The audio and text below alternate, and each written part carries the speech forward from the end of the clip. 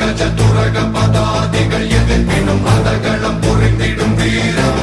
இவன் மதபூஜம் இரண்டும் மலையென எழுந்திட செருக்களம் சிதறிடும் வீரம்